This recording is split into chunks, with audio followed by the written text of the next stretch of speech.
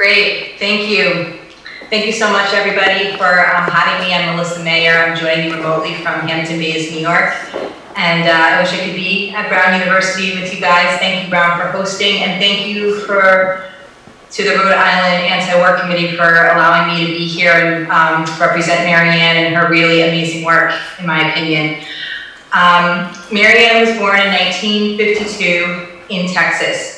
She comes from four grandparents that all immigrated here, and her father was an immigration lawyer. Marianne tells the story when she was in 7th grade, coming home and telling her father how she was learning about the Vietnam War in school and the propaganda that they were teaching school-age children at the time. Her father had heard some of what she had been learning, what the government was kind of sharing with us, and he told his wife, "Sweetheart, get the passports, we're going to Saigon." So he took Marianne to Saigon when she was in 7th grade, where she got to experience what was going on during the Vietnam War. So ever since then, Marianne has been a very, very devoted political activist.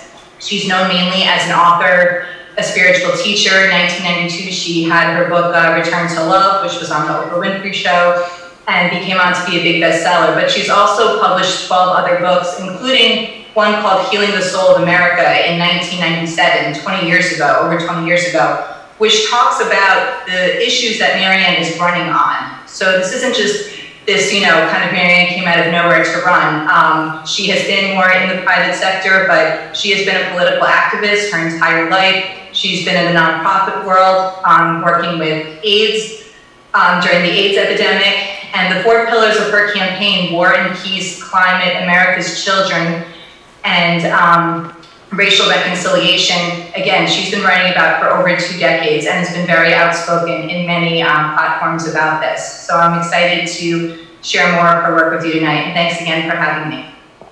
Thank you. Yeah, I kind of combined my opening statement with war and peace. So just to go back a little bit to the opening. So Marianne has had a 35-year career of dealing with transformation and individuals dealing with crisis. And at a time of our nation being in crisis, that is what I believe gives Marianne the qualifications to navigate a nation in crisis. And going back to war and peace, Marianne often makes the analogy of taking medicine. We can't just take medicine, we have to cultivate health. And that sickness sickness is the absence of health, but health is not the absence of sickness. And the same for war. War is the absence of peace, but peace is not the absence of war. So we must cultivate peace. And none of this is a critique on the military.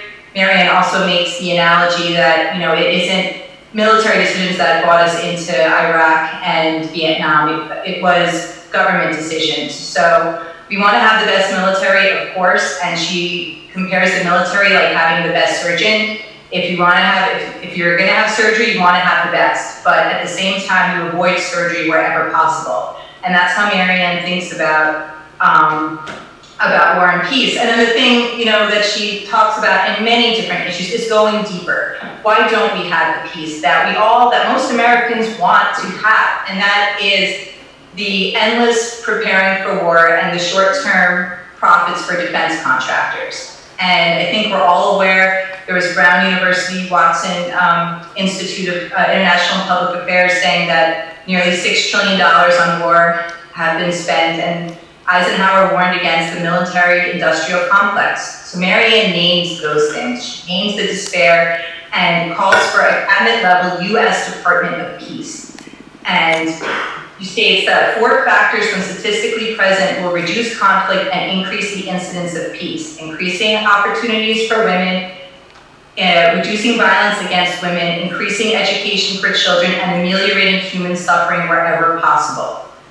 Peace takes just as much sophistication and just as much effort in planning as war preparation does. And Marianne promises to be on the forefront of waging peace and keeping peace negotiators at the table, making the decisions and bringing peace to us. Thank you.